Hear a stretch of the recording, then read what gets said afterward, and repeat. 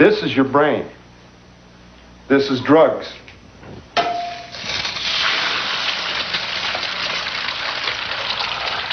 This is your brain on drugs.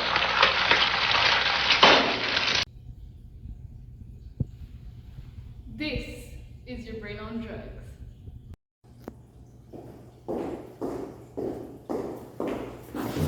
Cannabis, mushrooms, LSD, amphetamines, these are all commonly known drugs. But what are they? How do they affect your brain and how do they work? We will try to answer those questions. Cannabis, it's one of the most commonly used drugs. It can be smoked, eaten, and there's hundreds of ways to consume it. But what is it? There are two separate molecules, both originating from hemp. There's tetrahydrocannabinol, THC, and cannabidiol, CBD. THC is the psychoactive element from cannabis.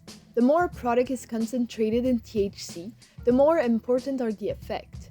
To obtain the desired effect, the THC must be heated. CBD is the non-psychoactive molecule from cannabis. There's many researches being done about CBD to evaluate the therapeutic potential of it. And now for the myth or reality.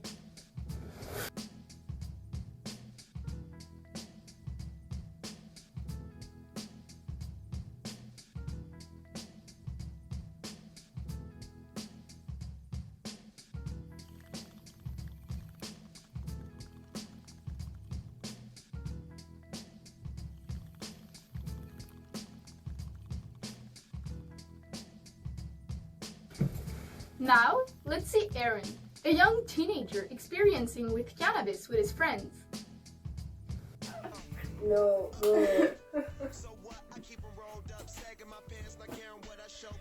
Hi, I'm Aaron, and sometimes I like to get high with my friends. Yo, that was so compelling, bro. Hey, y'all wanna get high? Yeah.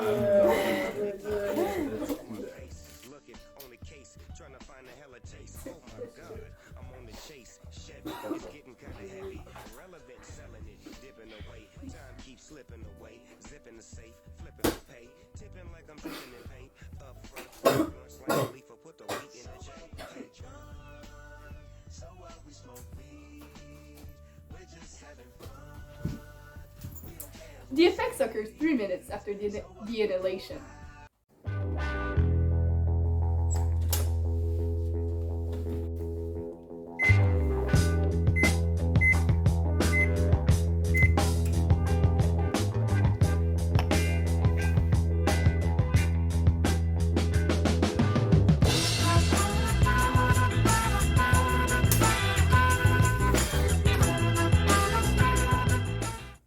Now that Aaron is baked, the effects start settling in. The heart rate increases, blood vessels dilate, which makes the eyes red, the saliva production decreases, which makes the mouth dry, and the sugar level in the blood drops, which gives the food cravings. In his brain, Aaron is feeling carefree, calm, relaxed, and for him everything is now insanely funny. But how is this effect created? In the brain, it's the job of neurons to transmit nerve signals that will turn into thoughts, memories, and emotion. The neuron produces chemicals called neurotransmitters. A change affecting neurotransmitters can influence your thoughts, feelings, sensations, and memory. Consuming cannabis can cause those changes. THC is very similar to anandamide, which is a substance that is produced naturally by the brain to help regulate its functions. When our brain produces dopamine, it's the anandamide that takes care of it. The anandamide only produces a small quantity of dopamine. THC produces way more and the effects also last longer. But THC can also create fear and anxiety if consumed in a stressful environment. That's why it's important to control your set and settings so you can have a cool and fun experience, like Aaron. Hallucinogens can create powerful hallucinations. But how do they create those potent images? The most commonly known hallucinogens are LSD, lysergic acid diethylamide, and shrooms, psilocybin cubanus. Okay, but why are they interesting? Ethnobotanists theorize that magic mushrooms may have had a role in the human evolution. The consumption of psilocybin would have made the human brain triple in size. But what does this theory says? The theory claims that what enabled Homo erectus, our ancestors from approximately 1.8 million years ago, to evolve into Homo sapiens, you and me now, was the heightened consciousness achieved from encounters with mushrooms containing psychedelic compounds. It would have helped them to create a form of language and develop communication skills. And what are the effects of hallucinogens? Hallucinogens create hallucinations that can vary in potency. Psychedelics alter all the senses: sight, hearing, taste, smell, or touch. They can also alter mood and thoughts. Taken in high doses, they can lead to hallucinations or make the person feel like they're seeing, hearing, and smelling things that are not there.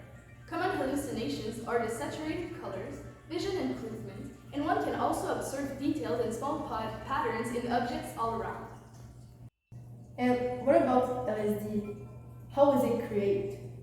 LSD was synthesized by Albert Hofmann, a scientist who later famously took the drug himself and went on a bike ride on April 19, 1934.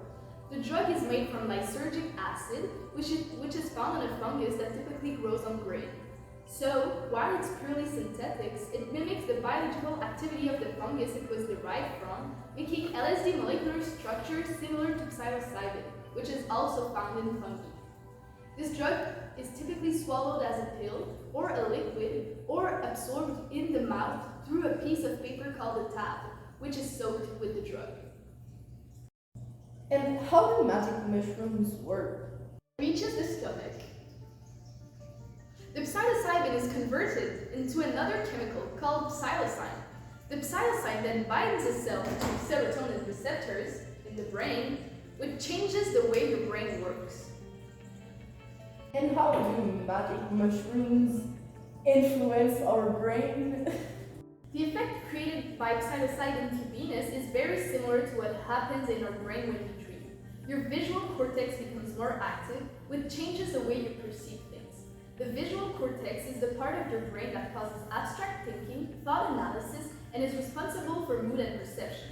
What psilocybin does is create new connections through different parts of the human brain that are usually disconnected. You can think of psilocybin as a conductor guiding an orchestra.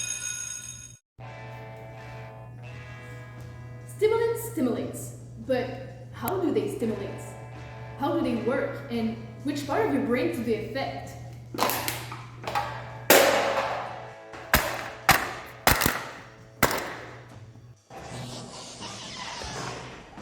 said, goddamn, goddamn.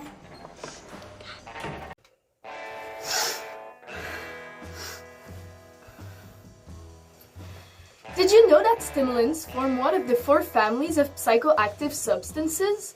A stimulant is a drug that increases the activity of the central nervous system. It increases or intensifies mental and physical processes in the body. Stimulants are in the family of phenethylamines. The term phenethylamines refers to a class of substances with psychoactive and stimulant effect. Phenethylamines can also act as hallucinogens. By their chemical structures, stimulants are similar to 2 molecules produced naturally by the human body, dopamine and norepinephrine. But we also need to understand that every stimulant will act in a different way in our body. It's true, every stimulant has its own molecular structure and will act differently in our body. It will affect differently our neurons and neurotransmitters. But in a general manner, stimulants accelerate the activity of the central nervous system. They act like adrenaline, a stimulating hormone naturally produced by the body. But what if we take as an example only one type of stimulant? We can talk about amphetamines. Many stimulants are a derivative from the molecule amphetamine. The amphetamines act as the rest of stimulants on the central nervous system. People who consume this drug may feel an increase in concentration and performance, but only with simple and repetitive activities. Amphetamines do not enhance complex intellectual processes. The suppression of fatigue, the removal of inhibitions, the increase in risk-taking, and the reduction in critical thinking, however, give the impression of a general increase in performance. In large doses, these effects intensify and can turn into a state of overexcitement and restlessness. The accelerations of thought and associations of ideas can turn into frantic activity with a decrease in the power of concentration. Amphetamines can excite the neurons responsible for dopamine. To do this, amphetamines remove an inhibitory effect naturally created in the brain. By removing this natural brake, amphetamines make the neurons responsible for dopamine more easily excitable.